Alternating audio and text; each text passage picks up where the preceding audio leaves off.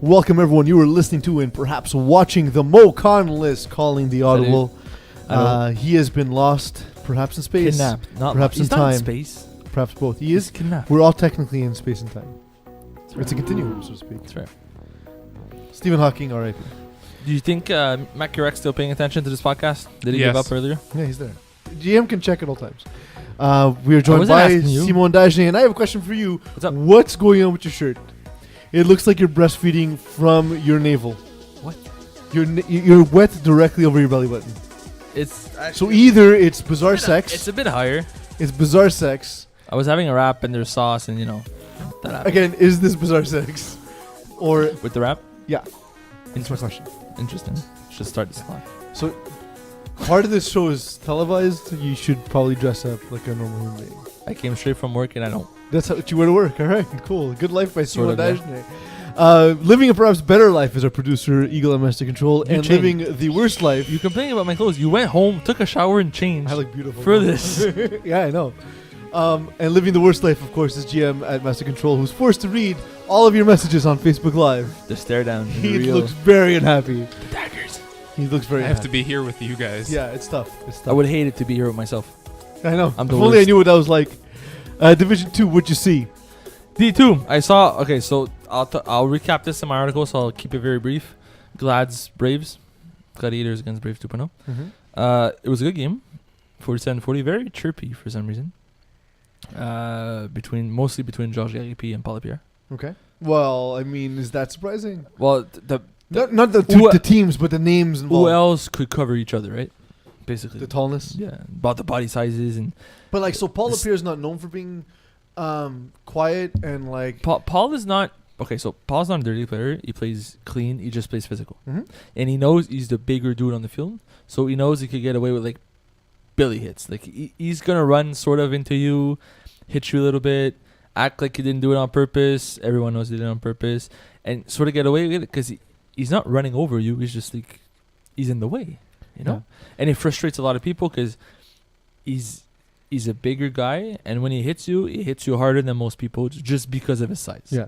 He's not there to hurt anybody. He's never going to do anything dirty. It's just the way his presence on the field that kind of. But like referring to the chirpiness, with Paul Lapierre, not quiet. Well, the trippiness came from the physicality. Yeah, but Is- like they're not guys who are like, oh, that guy was physical with me. No. You know, It was physical. They were asking for calls that they didn't get. So they kept complaining, and the defender would say, "Stop complaining, like you're not getting calls for this, that's bullshit." And then, so the receiver would get angry-ish, and that's where the chirpiness started. And George Gary P was able to keep his saliva to himself this time. Yes, Alright. I never heard that story, Well, but you it know. feels terrible. But yes, definitely. I'm not going to it- reveal my sources because I'm not Simon Dagenet. That sucks. It was a very good game, determined by a pick six by Jean Mayer late in the game. Yeah. That's what turned a one-score game to a two-score game and basically ended it. And Jean Tamu, we know him as a quarterback, but fantastic athlete and great defender as well. yeah. So I mean, definitely He's a great two-way player. a guy who can make plays. Yep. And you know what? Valiant effort by Gladiators, and I thought this would be a very offensive showing. It was also not like a real Gladiator roster. It was all over the place. Mm-hmm. Like if you looked at who played for them, no, I'm mistaken. I'm sorry, that's not true. That was a full Gladiators. I was thinking about the previous game when Frank LeBeau played for Flag Marsac. Okay, so that So- was not the case No, here that wasn't. at So- all. So if we want to transition to that, All right, let's go to Division 1 real quick. Flag Marsac, Alexandre Peuse is not present once again. Frank LeBeau played quarterback for them against Maniacs 2.0. That was not a Flag Marsac roster. They had a bunch of guys. They had a few guys from Gladiator who were playing right afterwards that kind of came in sub along with Frank LeBeau. A bunch of guys were missing for the game. It didn't look like a real Flag Marsac team. It didn't matter. They put up 47, 48 points. 45 on Maniacs. It was never close. And that's the golf, right? In Division 2 that we've seen. Division 1, the top end teams against really a team like Top end teams Maniacs. are putting a beating on these lower end teams. If there's one thing that I noticed from this game is, I talked to Mo about this last night, but we both know how there's a lot of guys in Division 1 that say when you're rushing in D1 you should contain the guy. You should, you're not going for sacks necessarily. You're forcing balls. Taking away a window. You know what this guy does though? François Rochelot doesn't care. Hands down, goes for flags. 23 sacks in 9 games. He's always got 10 finished. to 11. He's a difference maker because he's so fast. Potential award winner. Yes. So for those who haven't been listening this entire 23 time, sacks in D1. yes. When's the last time anybody had 20 plus sacks in D1? GM, never. I don't think it ever. It's ridiculous. Last season we were talking about a guy that had 12 or 13 sacks in Div A, saying how that's so far above everybody else. Imagine now. Yeah, it's crazy. So, with that said, yes, the awards, the award nominees coming out later tonight. So we're having nominees instead of just awards. So basically the same sort of awards, but we're nominating players beforehand. And nominees should be out tonight / tomorrow morning, Friday, before noon for sure. And the way it works is we're going to nominate the players who are in contention for the award. If you're not nominated, you cannot win it. Also, if you're not nominated, you're not really in contention, so you wouldn't win it anyways. Mm-hmm. And whoever has the best stats at the end of this season, so after next week's game, will win. So you and I are known for degenerate gambling on these network of podcasts. We've done pretty much everything, but I believe we've come into some money. Some moolah? Yeah, because STL beat Waste Ute. Hey, Taylor. Sorry, buddy. You're paying out $150. Hey, this is is it okay? So it's a shocker because of how the season turned out. But preseason would have been like this is a great game. Circle that on your calendar, guys.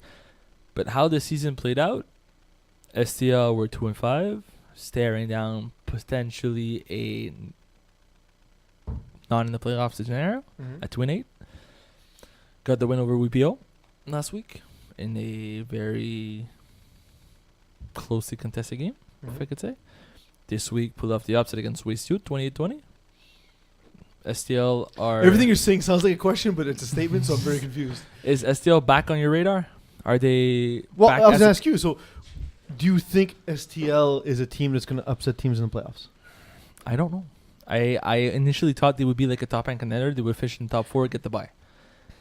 Now that they were 2-5 and off the rails and not doing much, I was expecting them to finish like sneak in at 12, sort of. But now they've got these 2 big upsets in front of them. Mm-hmm.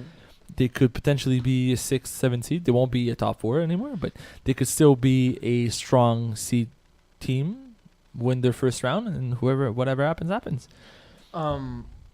I think they have a shot, but I wouldn't call them contenders. We often say okay, sometimes we make a decision early in the season and then we're reluctant to change. But here, we made the decision on STL. We've now changed our minds, but we made that decision on STL being a good team for reasons, right? So is it now that they've turned the corner and we can see the team we expected in the preseason? We started with they're good, turned to bad, and now we're kind of turning back to good, but reluctant. Thank you. To do it because we kind of know that they could fall back. I don't know. I think STL is the perfect Division 2 team. They could be great. They could lose. We don't know. And this is why it's so fun to follow Division 2. Yeah. What happened in this game specifically that the score's so low? Because neither quarterback has interceptions. So are these like 4th down turnovers on both sides and multiple times? Like down there, especially 20 for 27.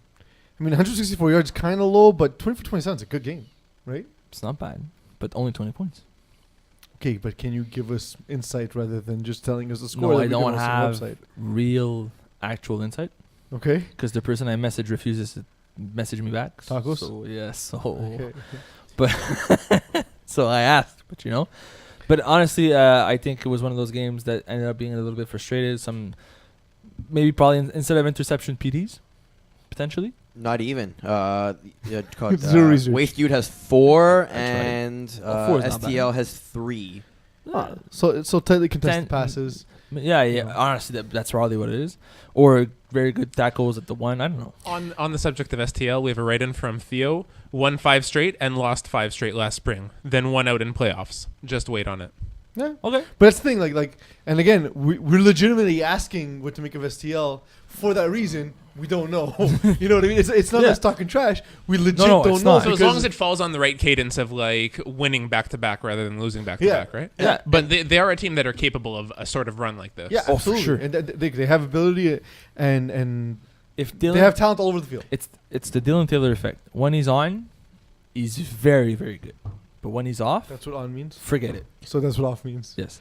And But When he plays well, he plays well. But I find like he's the poster boy for that. Okay. Like he's the guy that when he starts a game really well, But and this is the STL is opposite. tough Though. to This beat. is the opposite. So they were down 14-6 and then came back and put up 22 on Waystute in the second half. And this is one of those games I look at. You know, we talk about the Theo show and about how Dylan's very reliant on him. And I know, Theo, you're listening. 5 receptions, 35 yards, no touchdowns. The 1 PD on defense, nothing else. it's the Justin Edwards show. Exactly, Justin Edwards, 6 receptions, 100 yards, 3 TDs. So, you know, Dylan doesn't need Theo or even Jamie for that matter. Justin When- Edwards is Or a is man. just then that open because Theo's being Yeah, I keyed in think on. I Yep. think that's more the case. Maybe- It's not. They're both great. Like everybody knows, Theo is the best player on this team. There's no doubt about it. That's fine, but dude, Justin Edwards is such a big target, and Yeah, no, but that's like, it. If you I've put, seen him take over games before. if you know, put like, 2 guys on Theo, Anyone can eat, is what Theo said. fair, that's good. but they have that kind of talent. Where absolutely where anyone can be And an especially impact player. if Theo, who's drawing that double coverage, if he's being double covered, someone like Justin, who at best is being covered man one-on-one, That's it. will. It's a bad matchup. I think that's what I like best about this game. It solidifies the example that STL isn't as one-dimensional as we thought they were. Yep. They also had the size matchup against Waystute, right? Yeah. If you put, let's say, 2 guys on Theo, they don't have the size to cover Justin Edwards. They just And don't. Jimmy O'Shea. as Weird. well. That And sounds Jimmy, yeah. something like exactly what I just said. Yeah. Simo is the expert at pretending to disagree while rephrasing the thing you just said. That's what I do best. Well, because you don't do a lot Recycle else content. well. Sure. Hashtag NR WPO 34 Not to surprised. 27. I'm not. Molcon would be surprised. I'm not. Why? Hashtag NR is a great team. I mean, what else do they need to do to convince people that they're good? I don't right? know. Molcon keeps on hating. Rainmakers. Hey, Rainmakers not not winless. winless. I'm happy about. I thought they would beat Monstars last week. By the way, they won 39-36. Go ahead. Yeah, I thought they would beat Monstars last week. They lost by a point, and it was a very, very close game. This week they beat Top Guns. They kind of played spoilers to Top Guns. We could have used this win to get into the playoffs more easily. We'll touch upon that later, I Mhm. believe. But hey, Rainmakers finish on a high note. I see them really. I think this might be their last game ever. So it's cool to see them win their last game. So we talk. I'll get to you in a second, just because this is very topical based on what you just said. We talk about how there's not enough talent necessarily to go around in Division 1, right? Like Mhm. there's only X amount of Division 1 players Yep. in the city, let alone FPF. So, what happen? Like now that, let's say, Rainmakers don't come back, Mhm. and Spread the wealth. Ryan Kastner gets a new team or whatever, joins another team. Who are the candidates who can truly help other teams? So the thing about Rainmakers is there's a lot of guys that are simply playing because they're playing with their friends. They're coming back because they're part of Rainmakers, but they don't necessarily. But let's say that's not the motivation. Let's say Let's like say they who are wanna the play top ball. 2 or 3 guys Okay. that you think can help rosters in spring next season? Michael Jacques Chidiac. Void. Yeah, Jacques Void, who is, I think it's his first season with Rainmakers ever. He's going to find another team for sure. Should we do like an For expansion Jacques draft? Void, is it just like, does he just wear a shirt that says anyone but the finest? Come get me. Or maybe Finance never asked, so. No, I think he's like super opposed to playing with the Oh, yeah? finest. Yeah. Because they play together outdoors, no? Just for fun. Well, he plays on In Big tournaments. Dog. Yeah, exactly. yeah. And I think Jock will be the first to tell you Big Dog does not equal. No, I know, finest. but with a lot of the guys from Finest. Yeah. Essentially. So I could see Michael Chidiac play for anybody in D1. Mhm. Like he's a solid player that could play for anybody. Does Jacques Void go back to D-Boys? Maybe, or maybe he goes to Top Guns, or maybe he goes to someone else. I could Monstars, maybe. Wasn't he with DK at one point? Yes, I yes. feel like he's been Yeah. with everyone but Finest. I since could James Void. I could see Jacques Void going to someone else but D Boys if the situation presents itself. If someone else asks. Yeah. Aside from that, from Rainmakers, well, Ryan Kastner obviously, but the thing about D1 is they all have their quarterbacks, right? Mhm. So I could potentially see a Div 2 team take Ryan Kastner to go play in D1. or him dropping down in D2 and playing in Division 2. He's a bit too strong for D2, but Well, it depends on the team around him too, right? yeah, also. Eagle, you want to say something? This also leaves Teddy Island Fournette to be picked up if someone feels like they don't have a shutdown player. So I was thinking about Teddy Frenette for a while. The thing is, he's been in and out of injury for a long time, and he's not as dominant as he used to be. I don't know if he still wants to play or if he's just subbing or he's playing because it's Rainmakers. I don't know. If he still wants to play, I'm pretty sure somebody's going to pick it up right away. We saw him play with Clockwork in Division 2, and he's still very dominant. This from that, I don't know. Maybe we'll find that there's going to be a few pieces that are going to come in and out. Michael Saman could be one guy that's picked up by somebody. I think he's one of the player. ones that have been like very, very loyal to the Rainmakers and hasn't really played outside that system. Stefan Osman, I think, is another capable receiver defender. He can do a lot and fits into many schemes. So does a guy, let's say, like Vinny Galano or Dan Lazaro, feel they don't have a roster, start poaching the Rainmakers to add 2 or 3 pieces to They now should. have a roster? They should. That's the thing to do. Is Mhm. if you want to move up, you're looking for players that could move up with you. That's a great opportunity. Is kind of salvage from one of the previous Div 1 team that could possibly. I don't know. I'm not saying that they are not coming back ever. I'm just saying I believe that they won't this next season. If that's the case, I'm just throwing it as a hypothetical because these things are fun to talk about. if that's the case, then yes, a Division 2 team should grab the opportunity to get these players and potentially move up. Best game last week was Braves DK. Peeze, just Game of before the we week. move on to the Braves. Oh, sorry. DK Yeah, game. yeah. Point. Just quickly, a little anecdotal conversation. So Do we it. actually had a mini staff meeting, I guess you can call it, with Ryan Kastner regarding the rating system and everything. And just by chance, President Rob Campana happened to refer to the Rainmakers having, like an 0-10 season. And Ryan was very quick to correct him that it was a 1-9, and then threw in some profanities in the way. So to kind of getting back to what you're saying, they were. I can. They were very happy to get the win this week, basically, to end on a high note. But they had some close games. Like, I'm not saying a lot of the games were very competitive, but in the most Rainmakers fashion, they couldn't win those games, and they made like one mistake really late, and they ended up at the 0-9. Right? Braves 52, DK 47. Yeah. Braves. I wasn't there, but I heard it was a fantastic game. I actually was. Okay. So Go ahead. they were going score to score. There's about 4 minutes left in the second half, 5 plays. DK was down by, I believe, 1 point at that point with the ball. And I actually spoke to Rusty Benabalke after the game.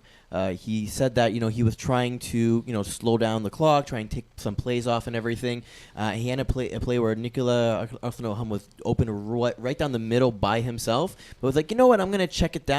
And what happens? Pick 6. And suddenly they're down and having to drive. It's they tough, score. man. Braves gets the ball back. They score again. And then that's it. That's all it took. See, this feels like what I expected from Braves coming into the season.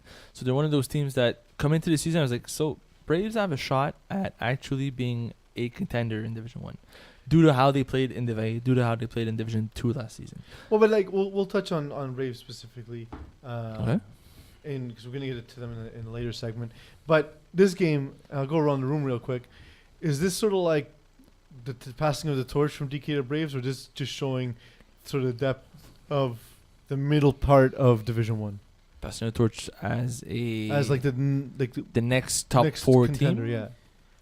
yeah. Honestly, I think this is a game where Rushdie failed at doing what he's normally good at, which is outthinking the opponent. In this game, he tried to get too outthought safe himself. and- Yeah, because statistically, 23 for 26, 305 yards. Jonathan insane. Maher, 31 for 36, 295 yards. Both guys with 7 touchdowns. The interception is the difference in this game, right? So this is exactly what you expect from Div 1. But also, what happened to the defense? Like, it was just just okay, let's start going for it, right? I mean, put up points, put up points, put up points. points. Yeah.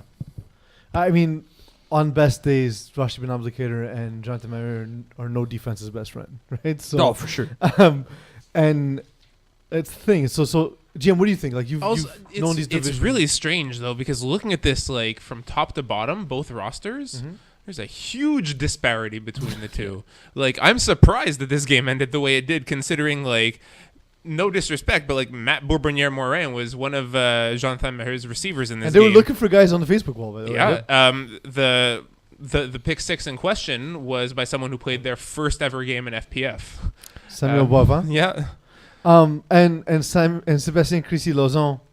Been in That FPF for a guy, while. Yeah. Seb Crissy-Lasson is That guy great. is a But I know, great but it's player. not like a familiar name necessarily that we've thrown. But he's a very good player and like seems to have taken DK by surprise. 15 catches, 6 touchdowns. And like the DK core have played against him specifically Yeah. before. Like he played on the Ducks and Team Padon, and I remember those matchups.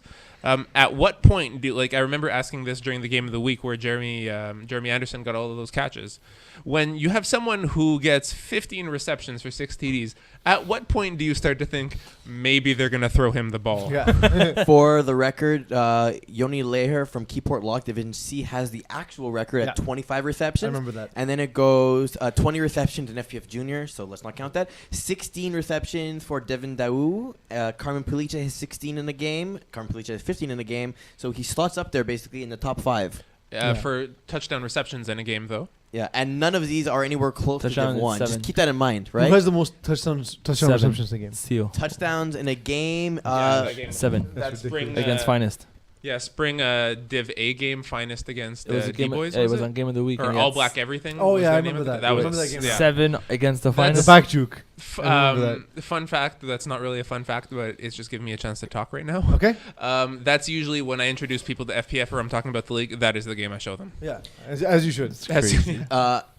Surprisingly, Carmen Pulice also has 7. Arkham on Winter 2014, and Jacques Voigt also has 7. Papinco Winter 2013. So even though the Div 3 Theo and Div game 4. is the one that's I remember recent, that game, yeah. it's been beat twice. Yeah. Not to mention again FPF Junior, but I think that's a mistake. But if you look at 7 touchdowns in one game against the Finest, that takes it. Like, even if somebody gets 8, it's still not. Unless you do 8 against the Finest, everybody knows what I'm saying. So moving nobody on. knows what you're saying at all. So the big story in this one, WPO Yes. will go into the playoffs without Vinny Galano, Yeah. at quarterback. Will they be a one and done without the quarterback? This is the worst time. Okay, Well, 'cause of so his who's suspension. playing quarterback for The them? law. Sean Avram? Do they have another choice? Anyone? My suggestion is Sean Jordan Avram. Alexi. Jordan Alexi? That's But not you bad. lose Jordan as a receiver. And Okay. Like, what's a better version of this team? Depends the matchup, right? I'd say, okay, so they're probably going to go with Sean because he plays Division 3. Mm-hmm. And he's not bad. Don't No. take me wrong. Sean is not a bad quarterback. Is he a Division 2 quarterback? So when I first started playing in FPF, Sean Avram was known as like a below average quarterback Mm-hmm. who's grown by leaps and bounds, by the way. I remember playing him in a playoff game Mhm. back when I was playing in, I think it was 4 or 5, and it was grip and rip that back in that day. Vinny Golano was a quarterback of that team. He was in there for that game. I think it was Division 4. Yeah. Whichever. And I remember thinking, this is going to be an easy game without Vinny there, nothing. And we lost. Shawnee Rum is not terrible. But Division 2 is a bit out of his depth. Yeah. And So that's what I'm thinking. Like again, I think he's grown. He's gotten better, but I don't know if he can compete in Division 2. Keep in mind he's got to do it twice, right? yeah, also he needs to make it to twice would make it the conference final. So he needs to win the quarters and the semis. Because they have a bye week, right? Yeah. But it's 12 teams that qualify, so the 4 gets the bye week.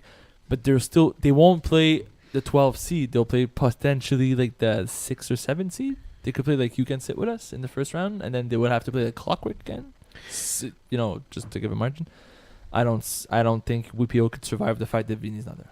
So, if Waste Youth, Clockwork, and BYOB win, WPO doesn't get a bye. However, even if they do get a bye, this won't.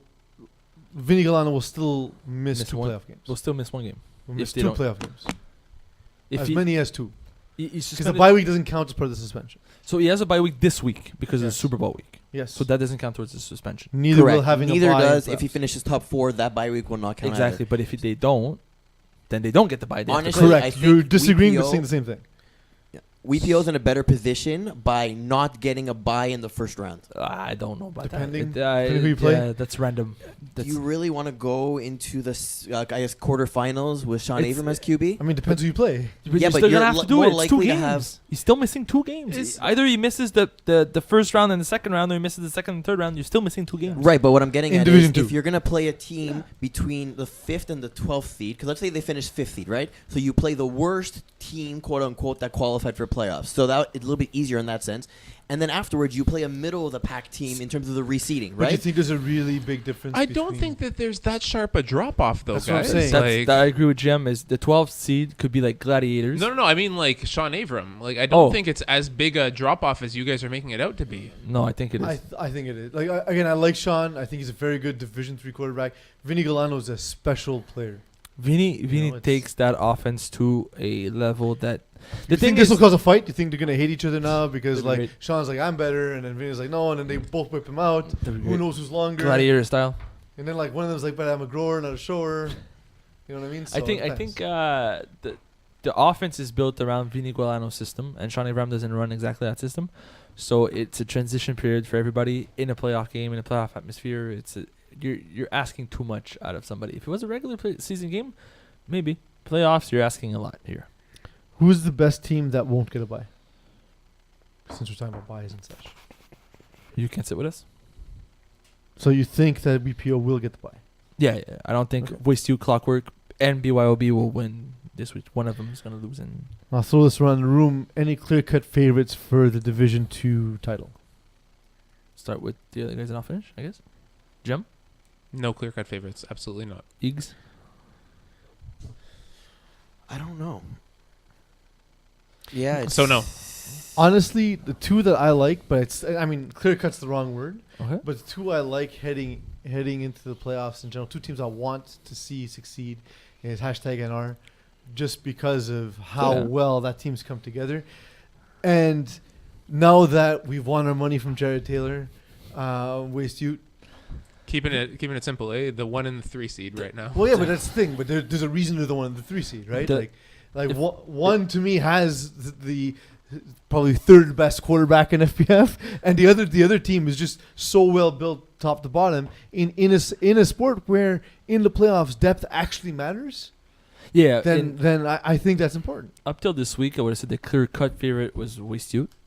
But with this loss to STL, with the way they played against STL, I'm thinking that it's not clear-cut anymore. I'm still saying they're still a favorite to win. But now there's no money on the line, you know. That's true. So But it's easier to they're, win. they're no longer the kind of team that I feel are, I wouldn't say invincible, but like the number one with the target on their back. I think they kind of fell off a little bit. They're not as dominant as we thought they were. I'm not doing this question that you wrote down. Which one? We RSTL talked about for real is we dumb, talked and about we it. talked about it. I just hate the "are for real" question. It's just the lowest form of conversation. Teams in the bubble, It's not the lowest, but the go on. lowest by far. It's not, but go on. The lowest. Wolverines and Serve with Ice are officially eliminated. Yes. Thanks for joining us. However, this was not your season. CLR Forces, perhaps not quite dropped in the toilet by Terry Tam, still alive. They've clinched the playoff spot. CLR Forces could be a dangerous team in the playoffs. They have a strong offense when everybody's around. Mm-hmm. I think there's only a few games that they had their full roster, and those are the games they won. So I'm curious to see what they're going to do in the first round of the playoffs against the 5th seed, or potentially 6th or 7th. To clarify, Served with Ice is eliminated because CLL Forces won their head-to-head. So even if SWI wins this week and Too late. CLR is too late. Yeah. So they're eliminated. In Division 1, teams in the bubble, Maniacs 2.0. If This they is a crazy scenario. and Top Gun lose, whoever allows more points will most likely make the playoffs. Minx 2.0 only allowed 7 more points than Top Gun, so we don't know. So In theory, both can lose, right? yeah. In theory, they're most likely both. Maniacs play God Skills. Top Guns play Monstars. They're Both are allowing a lot of points. Yes, so they're both most likely going to lose. And if they lose, whoever allows the less points, Maniacs has a 7-point lead on them. Call it. Who do you think? Do you think that the point disparity will help? I Maniacs? still believe Top Guns will take the playoff seed, but Monstars could drop 50 on them. That's I what I'm don't know- saying. I That's don't the think- worry. And I don't think God Skills will drop 50 on Maniacs. Yeah. God It's Skills not- are going to destroy them. But like 40 38 to 41 to like 19-ish. Yeah. But God Skills, Top Guns is going to go down the wire like 50-30. Like they're going to score so much. Do you guys think that in cases where teams will play each other twice in the regular season, it just happens to be the case for Top Guns Maniacs here, that we should combine the points for kind of an aggregate score to Dude. determine the winner in a head-to-head? They were talking about it last night. I don't think it's a good idea to say, oh, they beat us, we beat them, but we beat them by more. So I like having a set rule, to be honest, that applies to all situations rather than.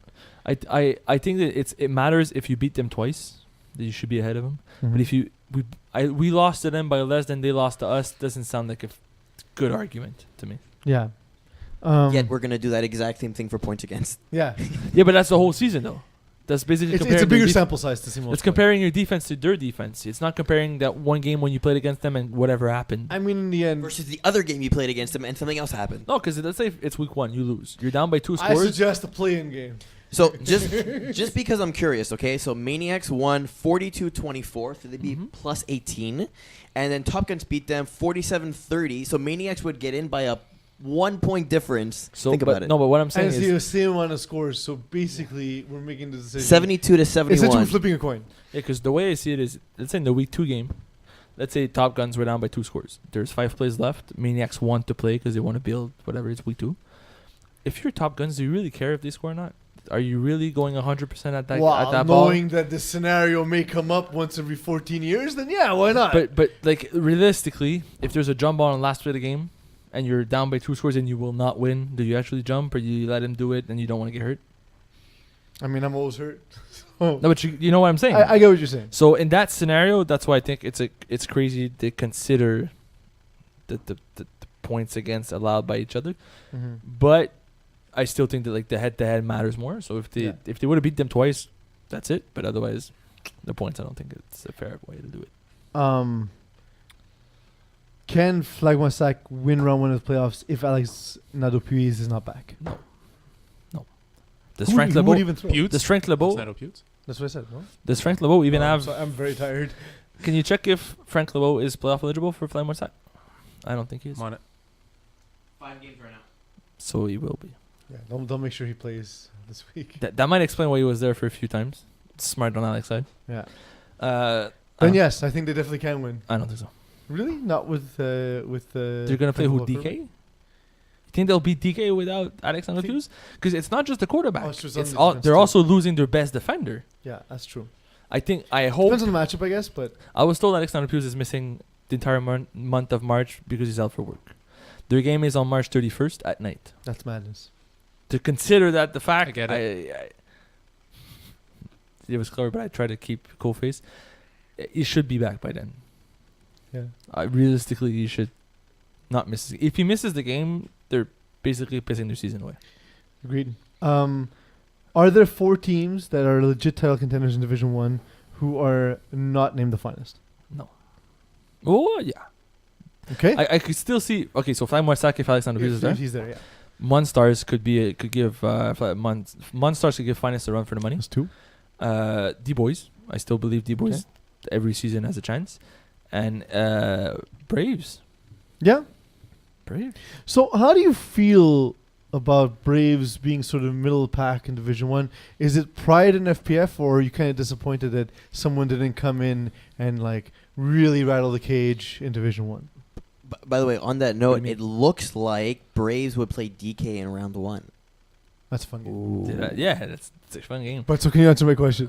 You could have waited to answer my question. What do you mean rattle the cage though? You mean Like come in and dominate 9-1, 8-2 Division 1 right away? I don't think the way Division 1 is by watching That's the games. not my question. Yes, I'm getting to that. Okay. By seeing how the games are, you can't just come in and make a statement because it's a different style of football. Even if you've played Division 2 and been dominant in Division 2, when you show up to Day 1 and play finest, you realize that it's not the same type of FPF. Okay. Now answer my question. Am I disappointed that nobody did it? No. Are you proud and sort of like, 'cause they're sort of quote unquote outsiders, right? Are you proud in sort of like the FPF tradition of still Montreal's finest or the best in flag football? Well, it makes Or are you Or are you sort of a little disappointed that no one came in out of the gate and rattled the cage? It makes us less stupid for saying Montreal's Finest the best team in the league. Mm-hmm. So, because if they would lose to Rando first week, then it would make us seem stupid to call them the best. Awesome team name, by the way, Randall Calrissian. Eagle? So just going back to what I was talking about. Oh my god. So Nobody answered a goddamn question. wait. So GM, thank you. Eagle, What's the turn your mic question? off. So are you I can't believe I had to say this 3 times.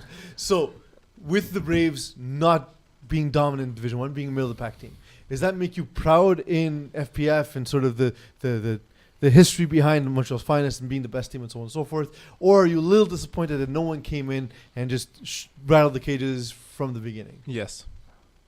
No. Yes, I'm proud in FPF. Okay.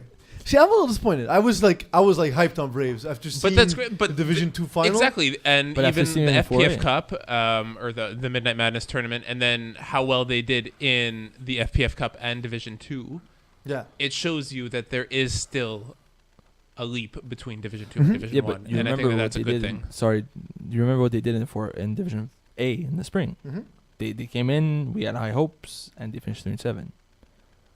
I know, but so It's I'm a reality- reacting now, but I'm reacting to sort of both Okay. seasons, right? So like it's a reality check. Because of that spring season, I was expecting Braves to be a top tier team, but they're turning out they could potentially be. Go ahead, Eagle, say your thing. So what I was gonna say is this week DK plays Montreal Finest, Monstars plays Top Guns, and God Skills plays Maniacs 2.0, and D-Boys plays Flugmosac. But what I'm getting at is there's the possibility that 6 out of the 10 teams are gonna have a 500 record or better in Division 1, and the team that's gonna be in 6th place, or rather 7th place, can potentially be at 9 points, basically like 450 in terms of the record. In Division 1, that's almost unheard of. Usually Yeah. you have the teams that go perfect and the teams that go winless. Yeah. And the fact that there's so many teams in that middle area makes the Braves look good, I think. Yeah. In that everyone's middle of the pack now. Yep. It takes away from the whole Montreal's Finest, the top dog, and everybody else is just trying to gather the scraps. But isn't that more the case because there's such a big middle class?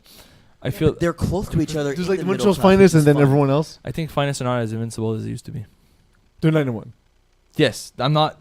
They're still the team to beat. Okay, Mokan. They're the weakest in Montreal's Finest. No, ever. that's not what I'm saying. GM, hit it. Games of the week. Yes. He says questioningly. I hope Got it was a skills against Maniacs 2.0. Got skills. Got skills, won't be close. Top Guns against Monstars. Monsters. Monstars will be less close. DK against the Finest. Finest. So, just curious on that front, that would mean your round 1 matchups would be Montreal's hate 'em. Finest versus either Maniacs or Top Guns, again, whatever the results are. D-Boys versus Got Skills, Flugmosac versus DK, and Braves versus Monstars. Do you think Flymorsac wins against DK without net abuse? No. With net abuse? No. Perfect answers. Div 2. Yes. Glads against Waste Ute. Waste Ute. Yeah. Wolverines against Brave 2.0. Wolverines, Brav 2.0. I'm going to go Brav 2.0. Yeah. And BYOB against Terror Squad. Terror Squad. Terror Squad, and is it just me, or are there a lot of bad games across FPF this week? And I tried to choose I know, better I know. games. You, Like I you do, s- but like all night long we've had consensus, which is something I hate. Usually I like having a bit of an argument, but unfortunately we didn't get that. We did get, however, some terrible analysis from Simon Dagenet and some not listening by the Eagle Mouse You'll Control. get better analysis in my article. That's true. Read the article as soon as it comes out and check for nominees as soon as half an hour from now. It's okay, calm down. It'll be done tomorrow morning. Schedule is going to be out for the playoffs on Monday morning. Keep your eyes out for that. So we'll have the proper matchups and check the schedule for when your game is going to be. They're preset, so all you got to do is figure out when. Don't give him too much. You go Monday noon, 1 p.m. Just to be sure. For Simon, for Eagle, for GM, for myself, thank you all for letting me be myself. For yourself. You're just gonna go with for myself. Why did you cut me off? You said you had cool face before. You've never had cool face. in Cool your life. face. Is that like Cool Whip? You said the words cool face. Cool Stop face. talking so we can end the show. Yeah, No, that was I the joke. wanna- No, stop talking. I want to keep going. I want to do it again. You So, go. guys, I'm organizing the search party for Mo. Anyone want to go? No.